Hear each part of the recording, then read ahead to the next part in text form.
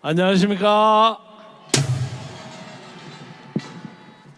오늘은 제 얘기를 말씀을 드리는 것이 아니라 어떤 유명한 분의 글 하나를 여러분에게 소개하겠습니다.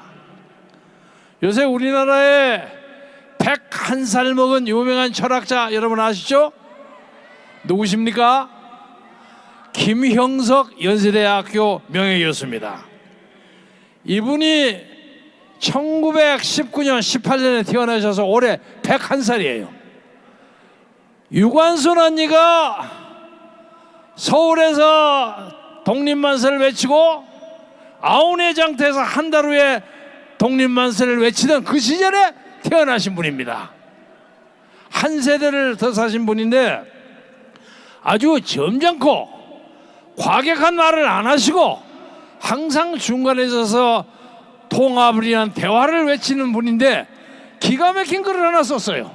제가 여러분에게 짧지만 전문을 읽어드리겠습니다. 국민들에게도 등급이 있다.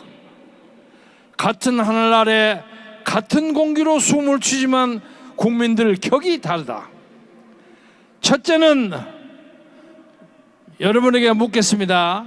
문재인이 깽판을 쳐도 괜찮다고 보는가? 두 번째, 종북 사회주의 국가로 바뀌어도 잘 살 수 있다고 보는가? 나는 방관해도 누군가 막아준다고 보는가? 아니죠. 지금 골기하지 않으면 땅을 치고 후회하는 상황이 목전에 와 있다. 우리가 흔히 말하는 민초라는 것은 무지댕이로 글도 잘 모르고 푼돈에 먹히고 시키면 시키는 대로 말 잘 듣고 복종자라는 국민들을 말한다. 우리는 민초인가 아닌가? 아니죠. 두 번째는 잠깐만요. 두 번째는 민초가 아닌 백성이 있습니다. 백성은 글자도 알고 무엇이 문제인가도 알지만은 속으로만 불만을 갖고 있고 표현하지 않는 계층이다. 그 다음은 시민입니다. 이들은 불의에 저항하고 외치고 행동한다. 그리고 대안도 제시하고 찾아내는 계층들이 있는 것이다. 김형석 교수는 이렇게 묻습니다. 지금 대한민국은 전반적으로 망해가고 있다. 경제가 폭망하고 민생이 파탄나고 안보가 붕괴되고 외교가 실종되고 기업들이 사라지고 일자리도 사라지고 노조는 폭력배가 되고 주적 정은이에게 나라를 통치당하는 형상으로 주적에게 아부하고 주적 대변인 역할을 하고 있으며 퍼주기 선심 정책으로 재정이 바닥나고 이런데도 지지도가 가짜지만 47% 나는데 대한민국 국민은 아까 얘기하는 무지랭이 백성인가 민초인가 시민인가? 우리는 시민이 되어야 합니다. 740만의 인구 중에 200만이 저항하는 도시국가 홍콩은 분명히 시민들입니다. 홍콩 시민들은 범인 인도를 논의하는 것을 반대하다가 끝끝내 영지에서 시진핑에게 이겼습니다. 그들은 홍콩 통치 행정장관의 사임을 요구하고 있습니다. 1989년 프랑스 혁명을 프랑스 시민혁명이라고 부르는 것도 그 당시 프랑스 국민들이 왕권의 탄압에 과감하게 저항하고 행동한 것입니다. 이거 김형석의 글입니다. 스위스 국민들은 정부가 생활비를 월 300만 원 올려주겠다는 것을 국민투표에 붙이겠다. 그러니까 이것은 과하다 해서 국민 78%가 이를 부결시켰습니다. 나라가 망해간다. 안보가 무너지고 경제가 망가지고 민생이 파탄하고 일자리도 소멸되고 신무가도 못해 그렇게 만든 자를 지지하는 한국 국민들은 분명 시민이 아니고 어리석은 백성과 민초들이 아니겠는가? 우리는 시민이 되기를 격이 높게 만드는 것은 외국 포장지가 아니다. 배웠다고 안다고 우기면서 하는 짓이 민초짓이라면 개나 돼지와 마찬가지다. 입고 먹고 쓰는 것은 세계적 수준이나 아무 생각 없이 무엇인지도 모르고 지낸다면 역시 개, 돼지들이다. 이제 마지막으로 갑니다. 나라가 망해서 가고 조국이 소멸되어 가고 침묵하고 안타까워하지 않는 사람들, 즉 개꼬리 3년 물어두면 쪽제비 털도 되지 않는다고 한다. 그렇게 치욕을 당하고도 변하지 않으니 홍콩의 조항을 보며 느끼지 못하고 행동하지 않는다면 정말 한심스러운 것이 아니냐. 진정 나라를 사랑하고 내 가족을 사랑한다면 국민들이여 더 늦기 전에 깨어 일어나자. 나라가 망한 후에 후회를 해본들 아무 소용이 없다. 내 후손을 위해서라도 여러분이 시민이 되기를 간절히 원한다.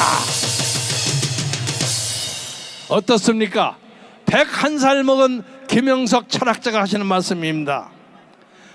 왜 우리는 100살이 넘어서 인생을 마감하고도 나올 중에 있는 우리나라 원로에게 이렇게 피 터진 하소연과 충고를 드려야 합니까? 지금 우리나라는 막 퍼주기를 벌이고 있습니다. 오늘 아침에 보니까 LA에 사는 200만 우리 교포들이 그 일을 쫓아간 안민석이라는 국회의원을 LA 공항에서 막 쫓아내는 영상을 보았습니다. 저는 그 안민석 의원이 한때 윤지호라는 영화배우 탤런트 가지고 돌아다니면서 각 교회 가면서 영웅처럼 환영하는 걸 보고 한때 윤지호가 진짜 영웅인 줄 알았어요. 그런데 멀리 떨어져 있는 우리 교포들이 그걸 다 알더라고요. 안민석이가 그냥 뭣도 빠지게 막 도망을 가더라고요. 아, 민심이 무섭구나, 이런 생각을 했습니다. 여러분, 마지막으로 말씀 하나만 더 하고 가겠습니다. 우리나라하고 비슷한 폴란드 아시죠? 레스 바웬사가 노조운동을 벌여가고 대통령에서 민주주의를 구성했던 나라. 근데 폴란드가 지난 5년 동안에 법과 정의당이라는 이름을 만들어가지고 2015년에 집권했습니다.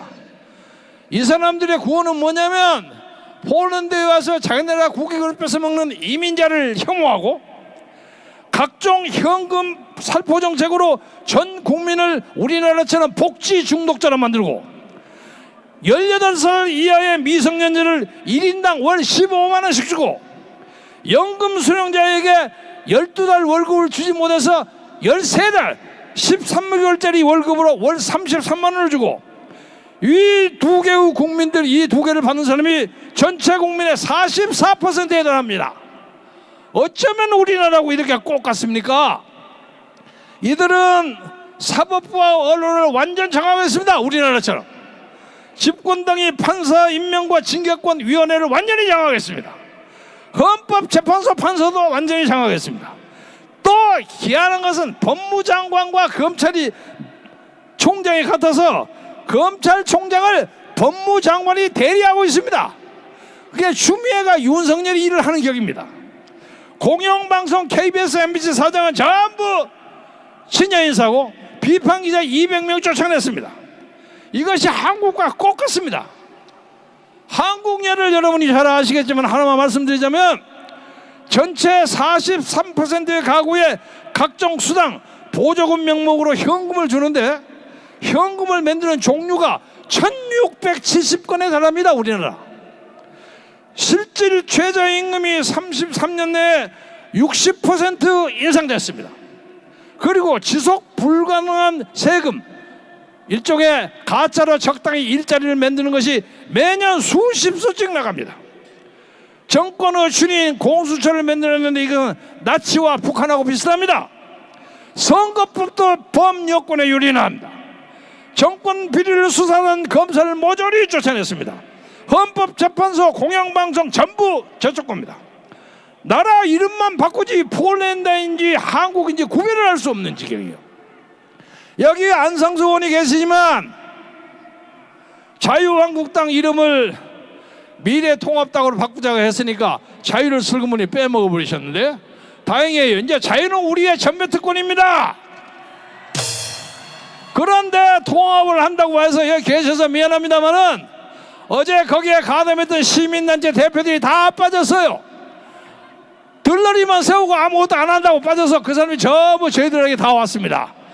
이제 우리가 실질적인 야권과 시민단체의 총집합체입니다. 그래서 오늘 2월 29일 날 황교안 대표 등 많은 사람이 오신다니까 오는가 두고 봐야 되겠어요.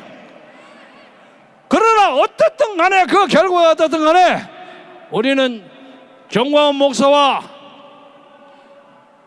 김문수 대표의 지도 아래 자유통합당에 몰린 모든 국민의 지지와 시민단체의 역량을 모아서 4월 15일에 저 청와대를 향해서 투표가 총탄보다 강하다. 다시 한번 해보자. 투표가 총알보다 강하다. 이것을 보여줌으로써 이 정권을 완전히 뒤집어 붓기 위해서 우리가 최선을 다합시다. 감사합니다.